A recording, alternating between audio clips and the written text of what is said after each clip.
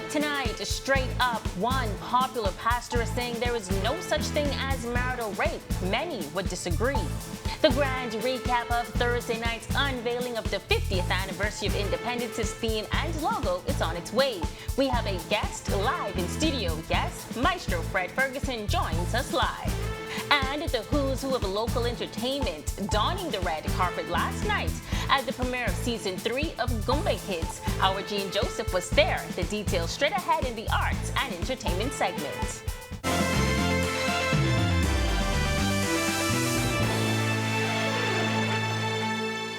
This is Our News Weekend Edition. Thank you so much for tuning in. I'm Megan Shepard.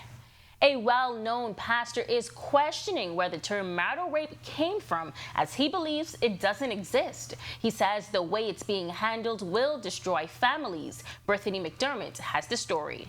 First of all, there's no such thing as marital rape. Great Commission Ministries Senior Pastor Bishop Walter Hanschel tackling the controversial issue of marital rape head-on Thursday morning. He likened a man who rapes his wife to an animal, but says he doesn't believe a married person has the right to withhold his or her body from their spouse. A woman cannot withhold, a man cannot withhold, but I don't believe in violence. If a woman does not like sex, she should not get married, because men love sexual intercourse. The issue of marital rape is one that's been the source of controversy, as government has a bill out for consultation to establish marital rape as a sexual offense. Bishop Hanschel says anyone who abuses his wife should be charged with assault and not rape, adding the way it's being framed will destroy families. It is different with a husband and wife. Yes, a husband could abuse his wife, but marital rape, this is a moral issue, and it should be dealt with strictly from a biblical perspective. The way that they're going about it is going to destroy families. Christian Council President Bishop Delton Fernandez has said the church is split on the issue. The government has come under criticism, with some claiming the church has too much say on the proposed legislation. To that, Hanschel said this. Marital rape, as they call it, is a moral issue. Moral issues are dealt with by the church. The church is the authority on moral issues, and the church must have its say. You cannot deny the church to say, its say on any moral issue. Reporting for Our News, I'm Bethany McDermott. Thanks, Bethany. Health and Wellness Minister Dr. Michael Darville says officials are considering if free COVID-19 testing sites should be reopened. There's been a surge in COVID-19 cases in other parts of the world as health officials report the emergence of a new COVID strain called XBB.1.5.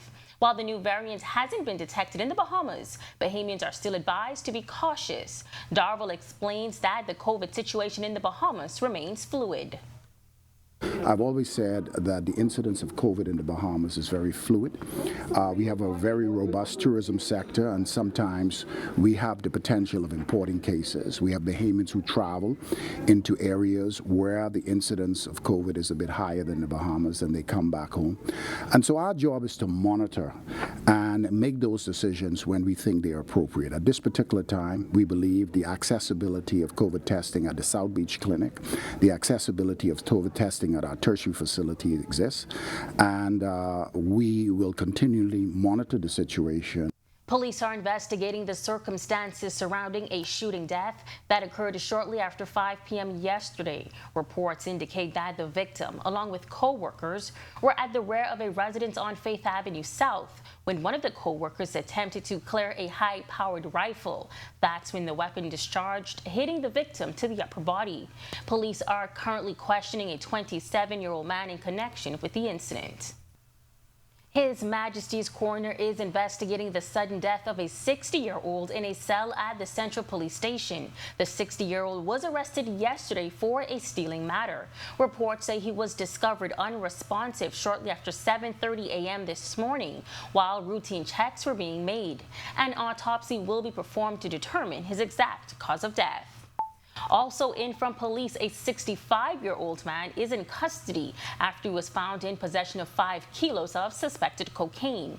Just a Saturday, shortly after 12 p.m. on the island of Inagua, officers on routine patrol conducted a check of a freezer box on board a mailboat when they discovered 11.25 pounds of suspected cocaine hidden beneath a number of seafood items. The drugs have an estimated street value of $100,000. Investigations are ongoing into that matter. Well, the Cable Bahamas group of companies is a proud participant in the inclusion of differently abled workers from the Public Services Professional Engagement Program. And now we're getting a chance to hear from them. Our Marlena Leonard has the story. We have something to give, have something to prove, and this is our chance to give an opportunity to prove it. You know, once given an opportunity, that's all we're looking for. We're not looking for a handout, just a hand up.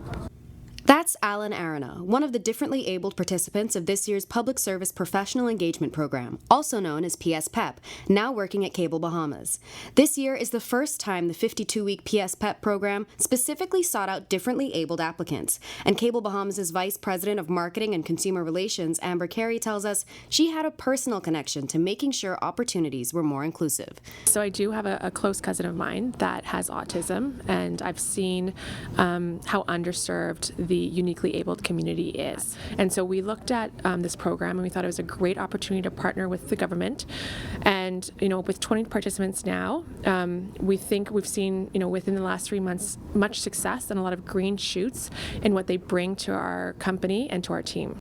Kaylisha Roll is also on the social media team during the program and says she was shocked when she found out Cable Bahamas was one of the participating companies in the PSPEP program. When I heard that opportunity was, on the horizon, I was grateful because I never thought that, one like Cable Bahamas, a big entity like this, would actually take on persons with a disability. The training was awesome. First of all, they don't just leave you hanging, you understand? Both participants shared that one of the most impactful things for them so far have been the newfound friendships made at the company. It's indescribable. The workers are fantastic. Everybody gets along very well.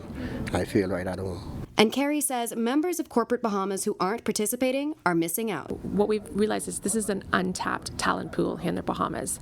And we think that people that are uniquely abled in this community can actually add quite a bit of impact to organizations. And I just encourage other businesses to reach out to the government, work with the community, invest their time, do volunteer work with these communities, as they deserve to have an opportunity. And that's what we want to do. We want to provide them an opportunity, and we want to ensure that our workplace is inclusive of the entire Bahamian community. Reporting for Our News, I'm Marlena Leonard.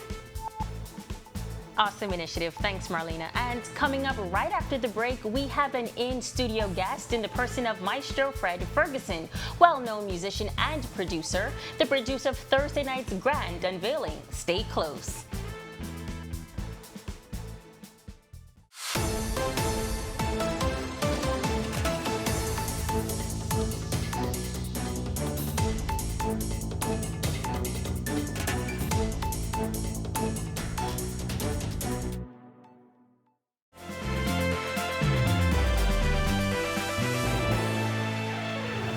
Welcome back, and as promised, live in studio with me is the great Fred Ferguson. His latest feat producing the grand unveiling in Rawson Square on Thursday night. Fred, welcome to Our News Weekend Edition. Thank you very much. It's good to be here. Awesome.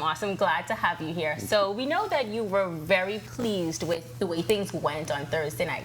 But as the producer of that grand unveiling, what would be the highlight of that night for you? So for me, first of all, being asked to do this by the LOC, it's always an honor to do things to represent the country. Secondly, just the look on the faces of the people in the audience, especially when the logo was unveiled and when the Prime Minister received the flag. Those things, that the crowd is pleased with what we were doing. So the fact that we were able to pull that off, and the reports we're seeing on Facebook and everything, so it looked like as if it went very well. Awesome, awesome. So you mentioned the reaction of the crowd. We know you yourself, Bahamian icon. So they Talk say. a little bit about what being a part of this 50th anniversary meant for you as a producer, and what the actual 50th anniversary means to you.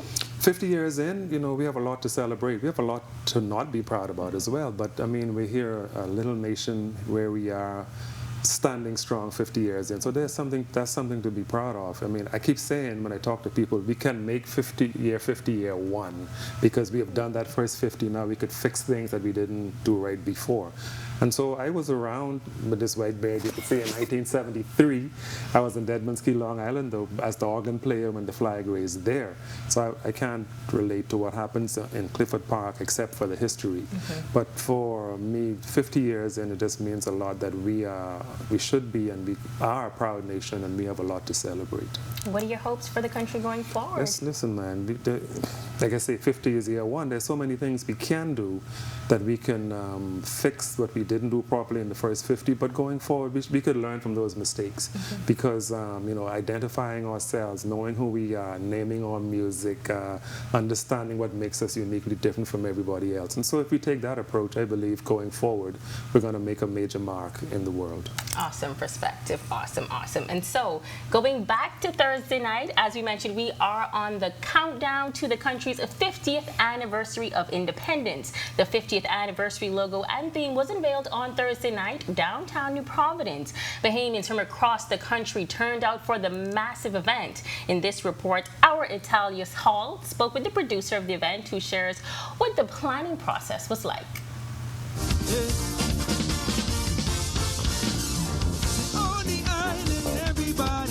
The Bahamas, one nation, one legacy, our future. That's the country's 50th anniversary of independence theme. The event on Thursday night has been dubbed a huge success, as there was lots of entertainment from the police pop band, the National Youth Choir, and of course our #1 cultural expression, Jankanu. There was also a big unveil for the 50th anniversary logo. Well, the producer of the event, Fred Ferguson, says it took a lot of work. Behind the scenes is a lot of work, planning and ups and downs, and things happen behind the scenes that you never know. But we pulled it off, and everyone seems to be happy. Now they're going to eat in the back, all the the pineapple tart and conch salad and stuff. So overall, I'm very pleased with what happens. It's a good kickoff for the 50th. This visitor is sharing his view of the event. Lots of warmth, I would say. Great music. I mean, I wouldn't even comment on that. But we're from Europe, so this is something that we haven't seen. And as for the other 50th anniversary events that are expected to continue until July 2024, will Ferguson be responsible? I'm not sure yet. They haven't hired me yet, but I take them one at a time. This one I was focused on, and it went relatively well, so I'm pleased. The public look as if they had a good time from the start to the end, and the Prime Minister and Her Excellency, they represented very well. Reporting for Our News, I'm Italia Hall.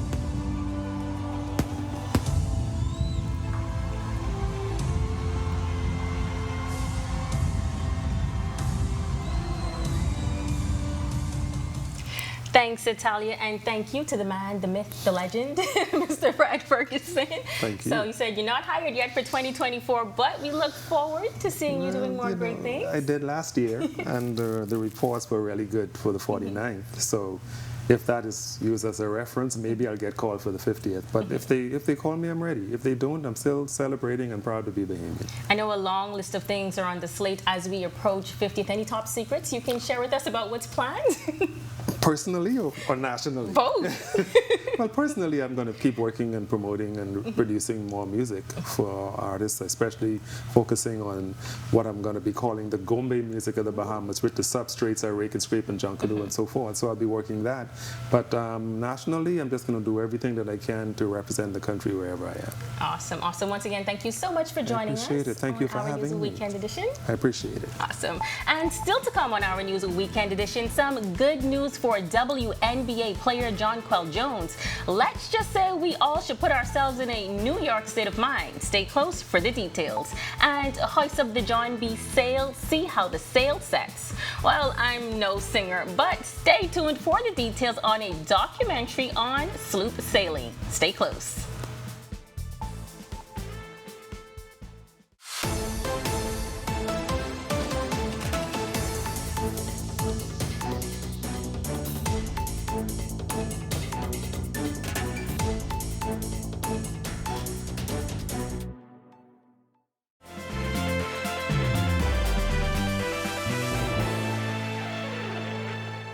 Welcome back. The executive administration of the New York Liberty WNBA basketball team happy to have Bahamian Jonquel Jones as a part of the organization. Jones was traded this week from the Connecticut Sun after requesting the trade.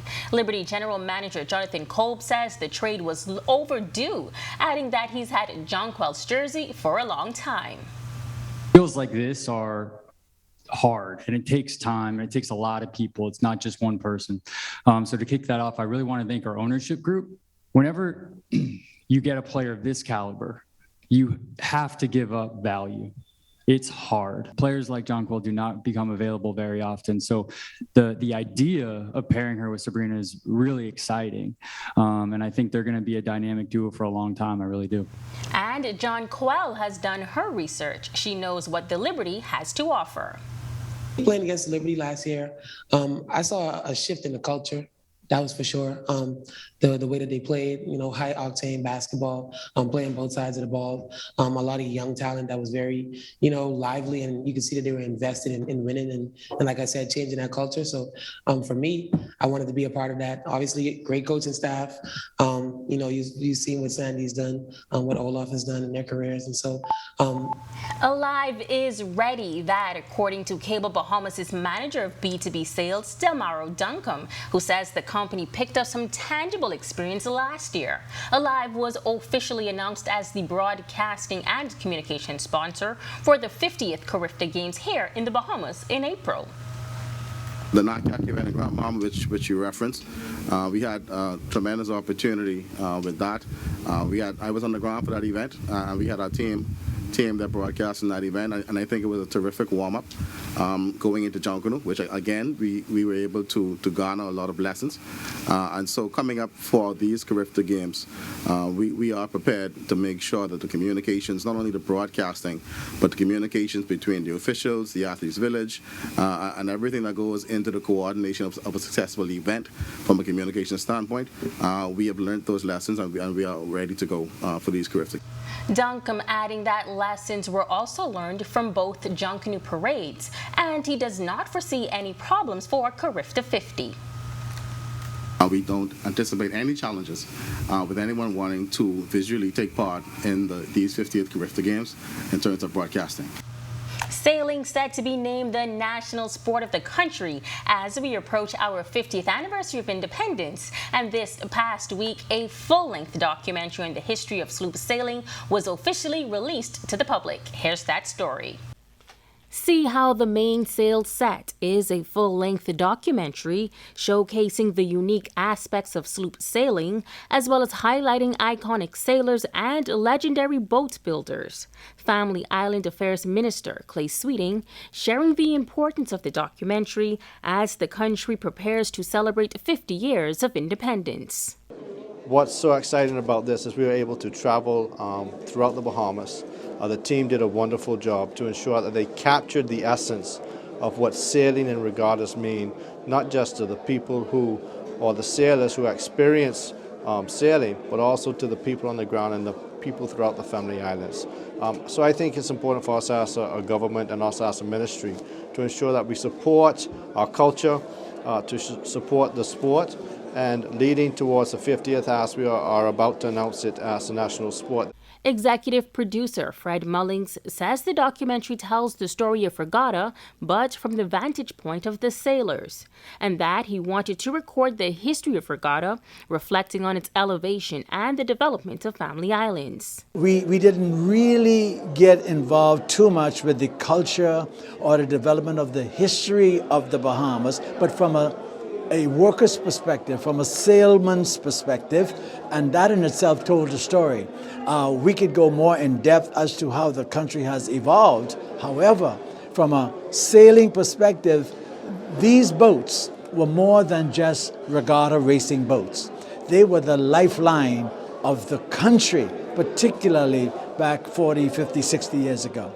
Co-executive producer Commodore Danny Strawn, noting that this is the first documentary produced that captures the history of sloop sailing from 1954 to present. He says the goal is to have the film in the international market, but also in local schools. It's a teaching tool, and we want to make sure it gets in all the schools throughout the entire Bahamas. But apart from that, we want to market it internationally. We always felt that the Ministry of Tourism could probably up the ante in terms of marketing the Bahamas, and this is one way of doing it. Because sailing is what we do, Junkanoo is what we do, and we feel that the Ministry of Tourism is playing a much more pivotal role in marketing our country through sailing and Junkanoo. Director Charlie Bahamas says he became so engulfed in the film that he actually dreamt about it quite often. He says his goal was to capture the history, but keep it entertaining. So I wanted to make it more than just academic, and people just go to sleep, right? But when you watch this, I mean, the beauty of sailing, I made sure was in there. I also linked in terms of the art. As you say, the name of it is See How the Mainsail Sets. That's from the song Sloop John B, right? See How the Mainsail Sets. Everybody sort of knows that. I remember singing that as a child and whatever. So we all sort of know that, whether you're a sailor or not. So that flows through the whole film. It sort of ties it together. And the beauty of sailing is in this. And even like if you see the chapters, I did a little bit with sailing. So there's always these little connotations of sailing throughout. Looking for cooler days and cooler nights? The weather report is straight ahead. Stay close. And Goombay kids splashed out red carpet style over the weekend. Our Jean Joseph is up next with Arts and Entertainment.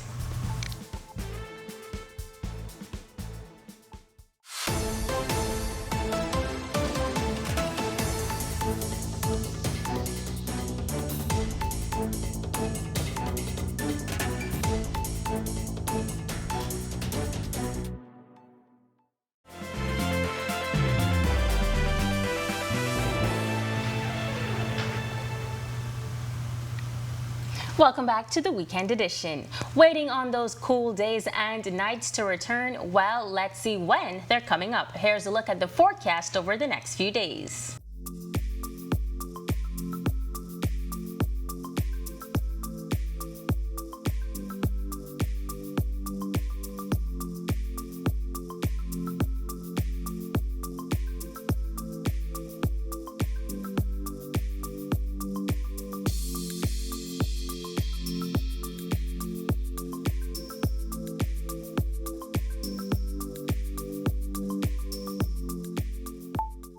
The who's who of the entertainment world graced the red carpet at Fusion Superplex as they gathered for the Goombay Kids premiere. The show gets set to take the world by storm with its third season, and our Jean Joseph was there to take it all in.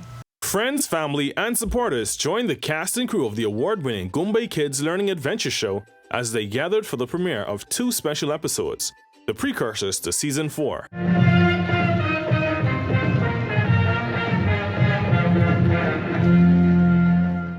These episodes also signify the beginning of a new partnership with teams from the US that will help to augment what the show's creator, Stephanie Nihon, has built. The minute that I even had this concept, I knew the capabilities and potential of our talent and our islands and our stories. And it was just about putting it together and just, creating an incredible educational island adventure show. And I just think it's missing from the market, and I just think it can impact lives and do so much globally. And I think it can even be a global vehicle for change, because we really represent incredible causes in the show. Lauren Oliver, a New York Times bestseller and producer, says the decision to partner with the Goombay Kids team was an easy one. I fell really in love with the world and with all of its potential. I felt it was really missing from traditional kids television, and it has so many great messages, but it's also just a fun, exciting, adventurous show, really ambitious. So we came on to help executive produce. We do a lot of work directly with the writers, and then also in the production to add visual effects and to make sure that it's powered as well and as large as it can be. Executive producer Rowena Poitier-Sutherland says fans can look forward to the island's beauty on full display. She says the reception from the U.S. partners has been overwhelming. One of our producers, our U.S. partner, actually described it when she read the first script of season 4. She said she got goosebumps, and she'd never felt like that since she read Harry Potter. And so to get that kind of feedback from our U.S. partner, who's done international and global things, was validating, but also just what we already know. It's a great story, it's great content, and it can stand up with anything in the world. Goombay Kids gives talented local writers like Marlena Leonard an outlet to express their creativity and influence the next generation of creatives. We very rarely see ourselves on screen, and we rarely see ourselves authentically represented on screen. And so having that opportunity to not only show Bahamians on screen, but also to children, because seeing yourself on screen is so important, that was really something that made me want to get into this. We also caught up with some other familiar faces you may know and love, like our News' very own Christina Dragovich, who says her kids are fans of the show. My kids really enjoy watching Goombay Kids, and sometimes I find myself still watching it after they've already stopped watching it. And a fun fact, I am in this season of Goombay Kids. Child stars Javian Rankin, Raven White, Kiara Jones, and others were also in attendance, soaking up the good vibes. A Minister of Youth, Sports and Culture, Mario Boleg, offered these kind words. Perform and put on a show of what they're capable of doing with their skills. It's just an honor to be here, and I'm happy that I'm here tonight along with my colleagues, Lisa Ramming, and also Minister of State, Zane Lightbourne, with the First Lady, Mrs. Davis, so we can show our support to the young people. Stay tuned for these episodes and Season 4 exclusively on Channel 212. For our news, arts and entertainment, I am Gene Joseph. And congratulations to all those from the Our News family featured in the cast of Goombay Kids, and to the entire cast. And thank you for joining us for Our News Weekend Edition. On behalf of the entire team, I'm Megan Shepherd. Have a great Sunday night.